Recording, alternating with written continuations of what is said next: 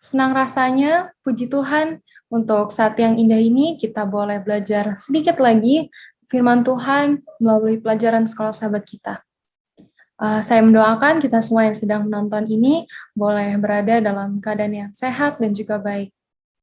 Sebelum kita memulai, marilah kita bersatu di dalam doa. Tuhan, Allah Bapa bertata di dalam kerajaan surga. Terima kasih Tuhan atas segala berkat-Mu yang kami boleh rasakan hingga saat ini. Kami masih boleh hidup dan mempelajari firman-Mu. Ya Bapa, bantu kami saat ini boleh mengerti apa yang Kau ingin sampaikan, dan kiranya curahkan Roh Kudus-Mu Tuhan, agar kami boleh berubah. Terima kasih Tuhan, amin. Baik, judul daripada pelajaran sekolah sahabat kita minggu ini adalah Nabi yang Bisa. Kita sudah masuk di pelajaran yang ke-12. Kita semua sudah mengetahui cerita tentang Yunus. Bagaimana Yunus adalah seorang nabi Tuhan yang disuruh Tuhan untuk mengabarkan Injil di Niniwe. Sedikit tentang Niniwe. Niniwe adalah ibu kota daripada Neo-Assyrian Empire pada late 7th century before Christ. Nah, kota ini adalah kota yang sangat besar. Kalau di Alkitab dikatakan sangat besar, Yunus harus berjalan 3 hari lamanya. Dan kota ini memiliki 120.000 penduduk, kira-kira. Dan memang sudah sejak lama adalah musuh daripada bangsa Yehuda. Raja Hizkia, contohnya, telah bergabung dengan koalisi anti-Asyur. Kemudian, kota ini juga terkenal dengan kekejian-kekejian dan imoralitas yang ada di dalam kota ini. Bahkan sudah terkenal jahat di lembah Mediterania. Bahkan bangsa-bangsa yang tidak mengenal Tuhan sendiri mengakui kejahatan daripada bangsa Asyur ini. Bayangkan bangsa-bangsa kafir yang menyembah berhala sekalipun mengatakan bahwa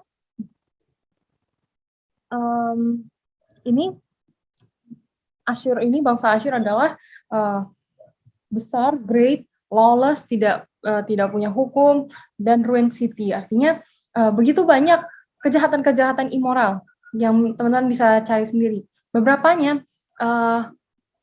Beberapa kejahatannya seperti pendukung-pendukung Raja Hizkia saat di bangsa Yehuda diserang oleh bangsa Asyur, pendukung Raja Hizkia itu dikuliti hidup-hidup. Dan masih banyak lagi kejahatan-kejahatan daripada bangsa Niniwe ini.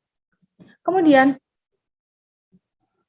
kita sudah mengerti bahwa Yunus tidak menyukai perintah Tuhan ini, di mana ia harus ke Niniwe, yaitu pusat daripada bangsa Asyur. Yunus menyadari kebenciannya terhadap Niniwe dan lari ke arah yang berlawanan. Yunus adalah seorang penduduk Gath-Hefer, itu adalah satu kota kecil, dan tidak jauh daripada pelabuhan Yope. Tuhan menyuruh Yunus untuk ke Niniwe, yaitu 700 mil dari pelabuhan Yope. Namun, Yunus malah pergi ke Tarsus, yaitu 2.200 mil daripada pelabuhan Yope. Sangat jauh ya, dibandingkan Niniwe. Nah, Ellen White mengomentari, ketika Nabi itu memikirkan kesulitan dan tampaknya pekerjaan ini mustahil, maka ia tergoda dengan merasa tidak yakin akan kebijaksanaan panggilan itu. Jadi kita lihat di sini apa yang membuat Yunus ini gelisah. Karena yang pertama mungkin Yunus bisa jadi sudah memiliki banyak rasa resentment atau kebencian terhadap bangsa Niniwe ini, kota Niniwe ini, dan dia sudah memikirkan kesulitan-kesulitan dan merasionalkan ini pekerjaan mustahil. Dan kutipan berikutnya dikatakan, untuk sesaat lamanya ia lupa bahwa Allah yang disembahnya sangat bijaksana dan berkuasa. Jadi ia fokus kepada kesulitan dan ia lupa akan kebesaran Allah. Kemudian di saat itulah iblis merasuknya dengan keputusasaan. Nabi itu diserang dengan perasaan takut dan ia bersikap untuk melarikan diri. Jadi karena ia sudah merasakan keputusasaan, sebenarnya ini adalah dengan Yunus lari ke Tarsus, sebenarnya ini adalah cara Yunus untuk mendapatkan ketenangan bagi dirinya sendiri. Ia berusaha untuk mencari kedamaian atau ketenangan, tapi dengan caranya. Namun, sekiranya dalam Alfa Omega jilid 3 halaman 153 dikatakan, kalau saja Nabi Yunus ini menurut dan tidak ragu-ragu, mungkin ia terhindar dari mengalami banyak pengalaman pahit yang kita sudah tahu ya ke depannya nanti seperti apa, dan ia akan menjadi berkat yang melimpah. Ini bisa menjadi perenungan bagi kita masing-masing, bagaimana kalau saja kita mempercayai Tuhan dengan penuh dan tidak ragu-ragu, bisa jadi kita tidak merasakan banyak kesusahan-kesusahan yang seharusnya kita tidak perlu rasakan. Dalam seri Membina jilid 5, halaman 254 dikatakan, bila kehendak manusia bekerja sama dengan kehendak Allah, ia menjadi kuasa yang besar, dan segala perintahnya adalah mungkin untuk dilaksanakan. Jadi kita perlu ingat bagaimana ketika Tuhan memberikan kita suatu perintah, Tuhanlah yang sebenarnya bertanggung jawab untuk memberikan kita kekuatan dan bertanggung jawab atas hasilnya. Dan ketika kita bekerja sama dengan Allah, artinya kita menginginkan untuk melakukan firman Tuhan, tidak ada yang mustahil. Seperti itu.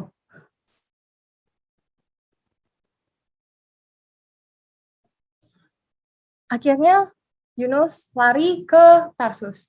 Seperti yang kita sudah tahu alur ceritanya, Yunus lari ke Tarsus dan Tuhan mengintervensi dengan ajaib melalui badai yang besar. Kemudian Yunus pada akhirnya dibuang dan dimakan ikan yang besar.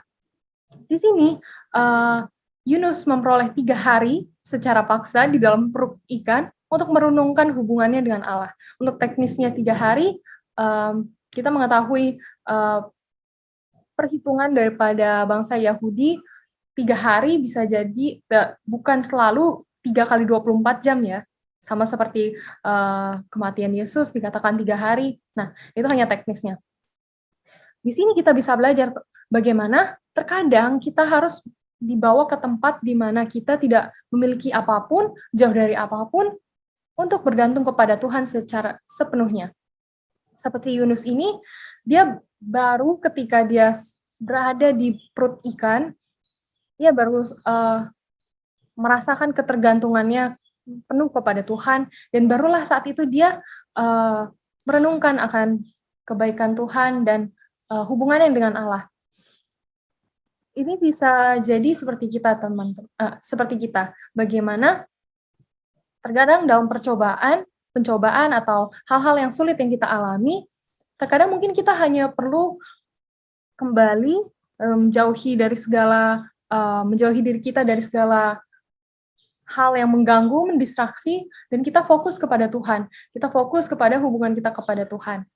Atau saat kita merasa di dalam keadaan yang sangat terpuruk, dan kita merasa tidak punya apa-apa lagi, kenapa Tuhan melakukan ini? Mungkin kita harus merenungkan kembali, apakah ini adalah satu cara yang sebenarnya Tuhan berikan, yaitu suatu kesempatan yang Tuhan berikan untuk aku merenungkan kembali hubungan saya dengan Tuhan. Nah, di sini kita bisa belajar dari doa Yunus di dalam perut ikan. Fokusnya, yang menarik adalah di dalam perut ikan, Yunus malah berfokus doanya kepada bait suci atau tempat yang kudus. Teman-teman, kita semua bisa membaca dalam kitab Yunus, dan di dalam perut ikan ini bau gelap. Yunus melihat melampaui kegelapan yang di sekitarnya kepada terang benderang bait suci di sorga. Di sini kita bisa belajar dengan memandang kepada Allah, bagaimanapun kondisi kita sekarang, keyakinan kita akan bertumbuh. Bagaimanapun gelap, berat, atau mengekang kondisi kita sekarang ini yang kita rasakan, sebenarnya kalau hanya saja kita melihat kepada Tuhan, melampaui segala kesusahan yang kita alami, kita berfokus kepada Tuhan, keyakinan kita kepada Tuhan pasti akan bertumbuh, sama seperti Yunus. Di sini ada kutipan Alfa Omega jilid 3, masih dalam halaman 153 dikatakan, namun pada saat Yunus putus asa, Tuhan tidak meninggalkannya. Melalui serentetan kesulitan dan jaminan yang luar biasa, keyakinan Nabi itu pada Allah dan pada kuasanya yang tidak terbatas untuk menyelamatkan, dihidupkan kembali. Jadi, kapanpun kita putus asa, bukan berarti Tuhan meninggalkan kita. Tuhan tidak akan pernah meninggalkan kita. Akhirnya, Yunus keluar daripada perut ikan selama 3 hari. Kita tahu Yunus akhirnya berada di kota Niniwe. Di kota Niniwe, setelah imannya dikembalikan kepada Tuhan dan dipenuhi dengan keyakinan, Yunus melakukan misinya. Apa yang selama ini Tuhan udah sampaikan untuk dia lakukan. Yunus menjalani kota Niniwe yang besar, kemudian kita bisa membayangkan Yunus berteriak-teriak untuk memberikan amaran kepada bangsa orang-orang di Niniwe. Dan hal yang mengejutkan adalah Niniwe bertobat secara kolektif. Bahkan rajanya turun dari tahta dan duduk di debu tanah. Artinya mereka semua merendahkan hati, bahkan rajanya sendiri menyuruh seluruh kotanya, penduduk kotanya berkabung dan berpuasa, bahkan kepada binatang-binatang mereka. Ini hanya menunjukkan betapa seriusnya mereka terhadap panggilan Tuhan, dan mereka merespon dengan sangat baik. Ini menunjukkan betapa suksesnya misi daripada Yunus. Yunus berhasil untuk memberikan firman Tuhan. Yunus berhasil menyelamatkan satu kota yang sangat jahat.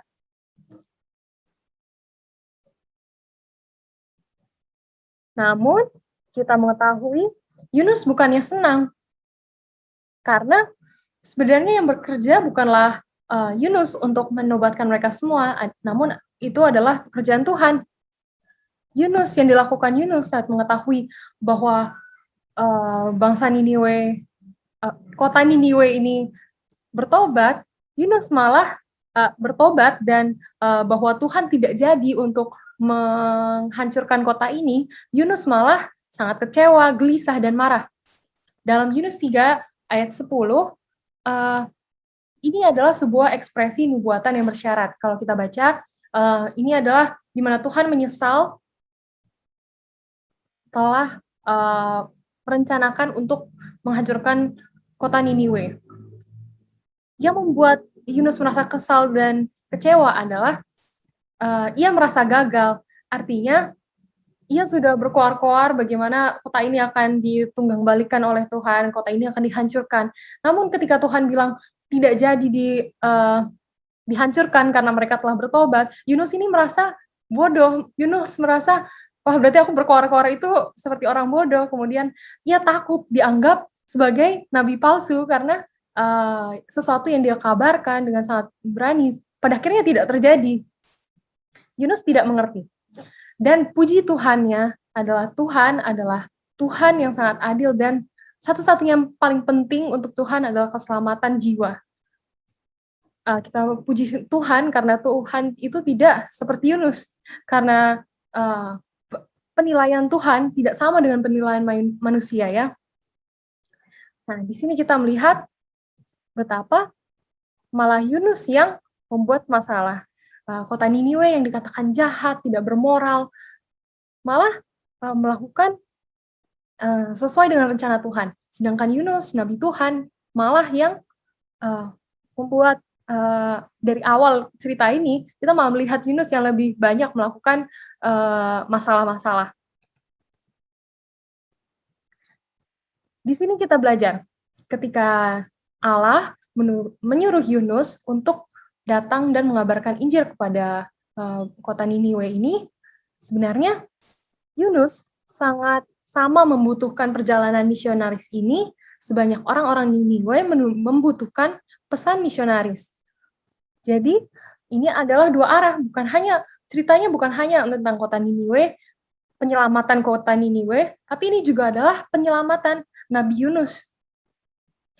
penyelamatan dari kegelisahannya. Mungkin sejak awal Yunus sudah memiliki resentment atau ketidaksukaan terhadap Niniwe, dan baru saat ini ia menyadari betapa sebencinya itu dia terhadap kota Niniwe, dan Tuhan menyelamatkan dia melalui pekerjaan misionaris.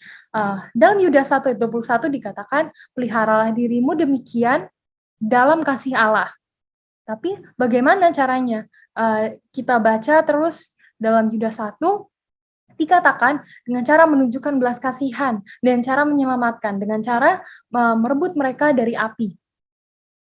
Dan dari sini kita belajar bahwa istirahat sejati ada dalam hubungan kita bersama Allah, ya, yang menyelamatkan orang lain. Jadi cara kita untuk memelihara diri kita dalam kasih Allah adalah menjangkau orang lain. Dengan cara kita bekerja sama dengan Tuhan, kita akan menerima istirahat yang sejati. Terakhir, saya akan menutup dengan kutipan Ellen White dari seri Membina, jilid 5 halaman 157. Dikatakan, ribuan orang dapat dicapai dengan cara yang paling sederhana dan bersahaja. Orang yang paling pandai, orang yang dipandang dunia sebagai lelaki dan perempuan yang bertalenta, seringkali disegarkan oleh kata-kata sederhana dari orang yang mengasihi Allah, dan yang dapat membicarakan kasih itu dengan biasa, seperti dunia membicarakan tentang perkara-perkara yang paling menarik perhatiannya. Ini adalah satu aplikasi yang sangat praktikal, yang sangat baik untuk kita lakukan mulai hari ini. Bahwa kita sudah mengetahui satu cara untuk kita memiliki peristirahatan yang sejati, sama seperti Yunus itu, ya diberhentikan dari rasa kegelisahannya adalah dengan menjangkau orang lain. Dan dikatakan menjangkau orang lain terkadang tidak perlu sesulit Yunus berteriak-teriak di satu kota besar yang begitu jahat. Tapi hanya dengan kita bangga dan membicarakan tentang kasih Allah dengan santai dan dengan yakin sehari-hari, itu akan menjamah hati orang. Terkadang saya merasa sangat malu jika berbicara dengan teman-teman saya yang mungkin bukan Kristen. Saya takut untuk berbicara hal-hal yang terlalu religius. Saya tidak mau membuat mereka merasa tidak nyaman. Tapi di sini dikatakan, malah dengan saya berbicara dengan nyaman dan dengan bangga dan dengan senang tentang kasih Tuhan, sebenarnya itu dapat menjamah hati daripada orang-orang. Yang penting adalah kesederhanaan dan kasih kepada Tuhan. Kita juga jangan sombong misalnya membawakannya. Baik, demikianlah sedikit daripada pelajaran Sekolah Sabat yang kita boleh pelajari dan saya boleh sharing. Semoga boleh menjadi berkat. Sebelumnya, mari kita bersatu di dalam doa. Tuhan, Allah Bapa bertahta dalam kerajaan surga. Terima kasih Tuhan atas segala yang telah Engkau berikan. Terima kasih untuk pelajaran yang begitu indah. Ya Bapa, ampuni hamba Tuhan jika banyak kesalahan dalam perkataan. Kiranya ya Bapa, Engkau memampukan kami semua untuk boleh berubah Tuhan, lebih semakin hari, semakin semangat Tuhan untuk mengabarkan Injil-Mu, dan kami boleh memiliki hubungan yang lebih baik lagi dengan Engkau. Bantu kami Tuhan sepanjang sisa daripada hidup kami. Terima kasih Tuhan, dan Yesus kami berdoa. Amin.